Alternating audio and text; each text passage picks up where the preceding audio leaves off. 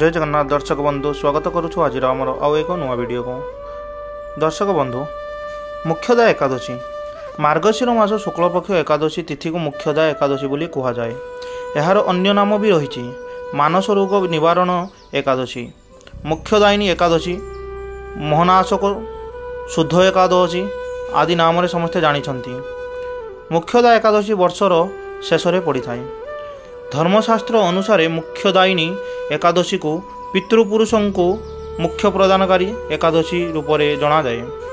हिंदू धर्म ग्रंथ में कहुच्छी जे यही एकादशी बड़ बड़ घातकों को नाश करिथाए। एही दिन जो माने श्रद्धा एवं विधि विधान अनुसार व्रत करिथांती तेबे सेमानंकु मुख्य प्राप्ति होइथाए। मुख्यदा एकादशी दिन भगवान विष्णुंकर पूजा अर्चना करा जाइथाए। व्रत धारण करिले सब मानसिक रोग एवं कष्ट दूर होइथाए, सबु पाप मध्य नष्ट होइथाए बोली विश्वास रही। पौराणिक कथा अनुसार मार्गशीर मास शुक्लपक्ष एकादशी तिथि रे प्रभु कृष्ण गीतार उपदेश देइथिले। एही उपदेश परे अर्जुन महाभारत रे लोकन को बध करथिले एवं एहा परे तांको मुख्य प्राप्ति होइतिला। सेथिपई एही दिन रे गीता जयंती मध्य पालन करा जाए। अनेक स्थान रे भगवान विष्णुंक सह प्रभु कृष्णंकर मध्य पूजा अर्चना करा जाइथाए। महाभारत ग्रंथ रे गोटिए अंश हेउची गीता, जहार समुदाय 18टी अध्याय रही। यही 18टी अध्याय मध्यरु 6 अध्याय कर्मयुग और 6 अध्याय ज्ञान युग एवं अंतिम 6 अध्याय भक्ति युग संपर्क में उपदेश दिया जाइछि। पूर्वे श्रीकृष्ण एही समय रे अर्जुन को गीतार ज्ञान देइथिले, जहा द्वारा तांकर ज्ञान चक्षु खुली जाइथिला।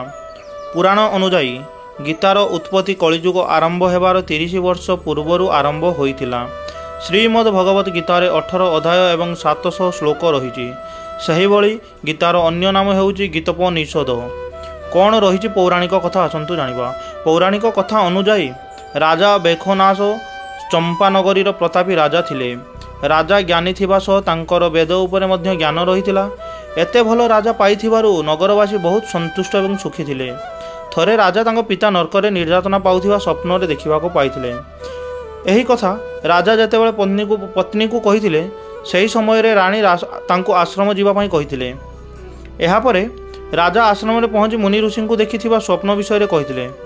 समस्त कथा सुनिबा परे मुनि राजा को कहिथिले, तुम पिता तांको पत्नी को बहुत निर्यातना देउथिले, एही कारणरु एबे तांको तांको कर्मर फल भोग करिबाको पडुची। एहा सुनी राजा जेतेबेले एहार उपाय जानिबाको चाहिथिले, सेतेबेले मुनि ऋषि तांको मुख्यदा एकादशी करिबा पई उपदेश देइथिले।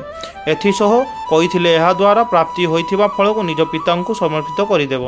एहा परे राजा समस्त विधि विधानर सह एही व्रत पालन करिथिले, जहा फल रे तांको पिता को कर्मरु मुक्ति मिलिथिला।